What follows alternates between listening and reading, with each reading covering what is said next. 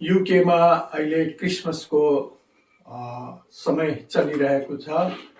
यहाँका धेरै अफिसहरू क्रिसमसको बेला बन्द हुन्छ। त्यही सिलसिलामा मैले काम गर्ने कार्यालय पनि बन्द छ र आज म 23मा यहाँ मेडेस्टन स्थित मेरो छोरी जैसाको घरमा निवास स्थानमा आएको छु क्रिसमसको होलिडेलाई मनाउन भनेर। यहाँ आएर आज हामी क्रिसमसको दिन क्रिसमसको खाना खाँदैछौँ। यो एउटा महान चाड हो यो बेलायतवासीहरूको लागि र हामी यहाँ बेलायतमा बस्ने भएको हुनाले गर्दाखेरि यो चाडलाई पनि हामीले मनाइदिएको छौँ। खाना खाएर खास हामीलाई त्यति क्रिसमस क्रिस्चियन धर्मको बारेमा ज्ञान त छैन, तर एउटा चाडको रूपमा चाहिँ हामीले मनाएछौँ। भने हिजो चाहिँ हामी 24 तारिकको दिन चाहिँ हामी कहाँ गएको थियो छोरी जैसा भनिदिनु। हिजो हामीलाई चाहिँ त्यही क्रिसमसको पार्ट अफ सेलिब्रेसन हाम्रो क्याप्टन मोहन तामाङ साहबले बोलाउनु भएको थियो। उहाँको घरमा गयो होइन? हजुर। अनि कस्तो लाग्यो उहाँको नयाँ घर?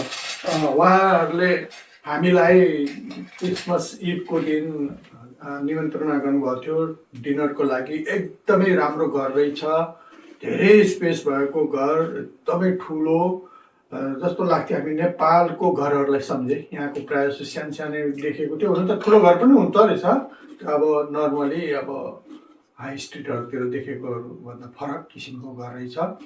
र उहाँहरूले मिठो खाना, ढेँडो र करेला उहाँ नेपालबाट ल्याएको हुनुहुन्थ्यो। यस्तो किसिमको खानाहरू हामीलाई दिनुभयो।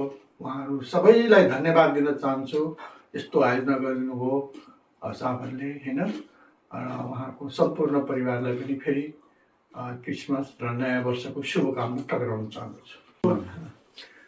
24 डिसेम्बर 2025 क्रिसमस इभको दिन साहब छोरीले मलाई चाहिँ नि एउटा यहाँ नजिकै पार्क रहेछ, त्यो पार्कमा चाहिँ नि हिजो हामी तिनैजना वाकमा गएको थियौँ। अति सुन्दर लाग्यो, मौसम चाहिँ चिसो थियो र त्यो पार्कमा चाहिँ नि हामी तिनैजना घुम्यौँ।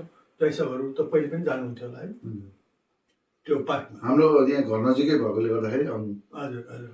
पहिला भन्नाले धेरै त गएको छैन, अब हामी यहाँ सरेको पनि अब भर्खरै हो। हजुर।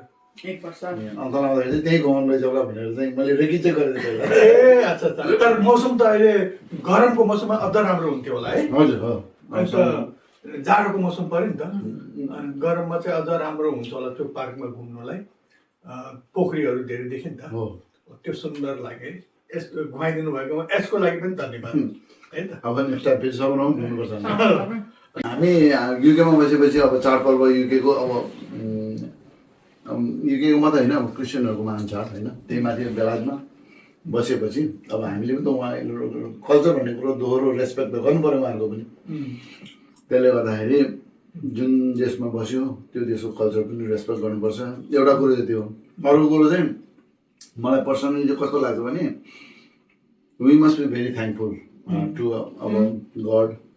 अब जुनै एउटा हामीले एउटा सौभाग्य पायौँ, एउटा यस्तो सेलिब्रेसन गर्नु हो। हाम्रो चाड होइन, हाम्रो धर्म होइन, तर पनि जुनै पनि एउटा यस्तो परिवार जम्मा हुने, भेटघाट हुने, अनि एउटा फ्यामिली भाइब लिएर चाहिँ मिठो खाना खाएर आफूलाई मन खुसी बनाउने ले गर्दाखेरि त एउटा प्रिभिलेज हामीले पाएछौँ, हामीले पनि सेलिब्रेट गर्नु पायौँ। त्यसमा थ्याङ्कफुल हुनुपर्छ हामी त एकदम एकदम। अनि मैले चाहिँ अर्को महत्त्वपूर्ण कुरा के नोटिस गरेँ भने अब जस्तो हाम्रो चाडहरू भन्ने नेपालीहरूले मान्ने दसैँ लोसारहरू, यो चाड त यहाँको होइन। त्यसले गर्दाखेरि त्यति बेला हामीले चाहिँ बिदा लिनुपर्छ। यो त अहिले बिदा छ अफिस होइन, आजको दिन त झन् सबैको बिदा छ, एक्सेप्ट कुनै सर्भिस होला, इमर्जेन्सी सर्भिसहरू बाहेक त आज बिदा छ। अनि यति राम्रोसँग हाम्रो गेट टुगेदर हुने मौका चाहिँ यही बेला रहेछ।